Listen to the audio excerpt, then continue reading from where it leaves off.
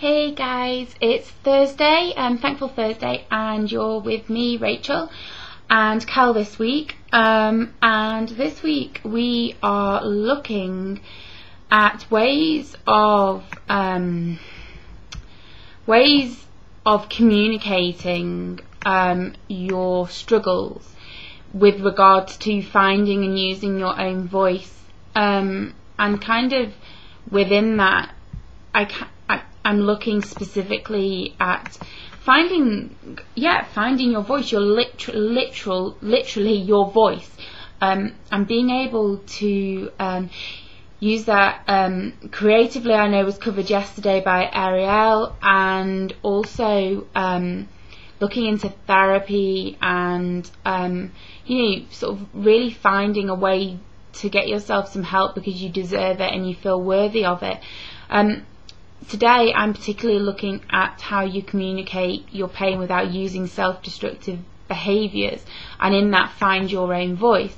I think what's important to highlight here is that within the collab, certainly the hosts and also our viewers, very few just seem to struggle primarily with an eating disorder.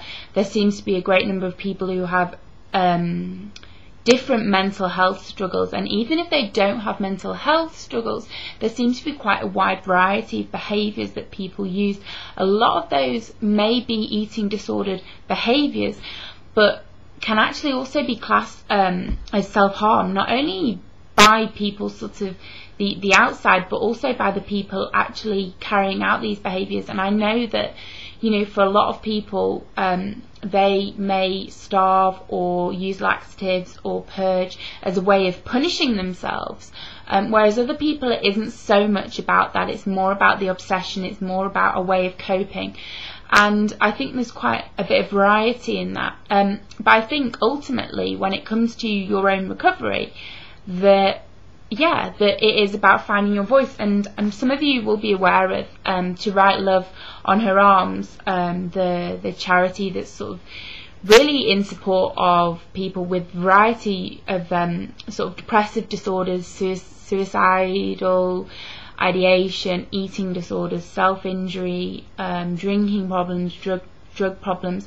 And they actually have a kind of, if you go onto their website, I can put a link here, and there's links, I think there's links to it on the Facebook page, and they have a kind of like quote, and it is, "Believe your voice can mean something." And I kind of find that incredibly inspiring, incredibly reassuring, and also incredibly accurate and incredibly relevant, as though you have to believe that this voice is worth something. And I know that a lot of people who have these struggles, who come to watch our videos, a lot have been abused, and that can, when I use the word abuse, that can vary from being raped, or have been abused as a child, emotionally abused, verbally, sexually, physically, abusive relationships, abusive marriages, a whole host of different types of abuse. And I think that certainly for me, and from what I understand of others who have these difficulties, is that do you know what, not even if you're a child, because even adults, I was an adult, I was 19, I was 17, 18 when I was raped, and I guess I was a grown-up. But I don't think it matters whether, it doesn't, without getting this all horribly wrong when I try to describe what I'm saying, I was going to say this, maybe particularly when you're very young and you're abused, you're less likely to find a voice. And then I kind of thought, well, do you know what, when it all happened to me, I couldn't find my voice. And yes, there were occasions when I said no, but do you know what, sometimes it goes beyond that, and it just kind of continues and continues. And I think that I was kind of thinking that maybe when you're a child that it's going to be harder to find that voice. But I think there's people who are, my age, older than me, whatever, it doesn't matter what age you are, you struggle to find a voice when those things happen. And I think for me, what encouraged me with my recovery was that I was tired of hurting myself in the same way somebody had hurt me. And so my eating disorder developed immediately after I'd been raped and abused. And it was kind of like I sunk into myself quite literally.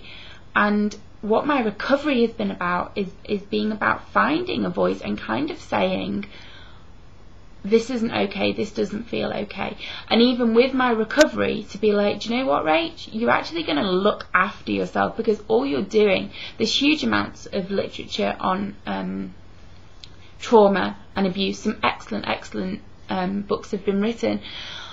And you begin to understand that what you're doing by starving, cutting, burning, purging, binging, whatever it is, drinking, taking drugs, whatever it is, that you're just reenacting trauma. And as I said, there's some brilliant books in it. There's an incredibly good article that's been written, which I can link you to as well. And I didn't specifically want this to be about abuse, but I think that it's incredibly important when you're coming through your recovery, that it's kind of, for me certainly, was like, I'm not going to let this person who hurt me so much continue to hurt me in my present. And no, I can't necessarily ever forget what happened to me, but I can stop punishing myself, and I can stop hurting myself in the same way they've hurt me.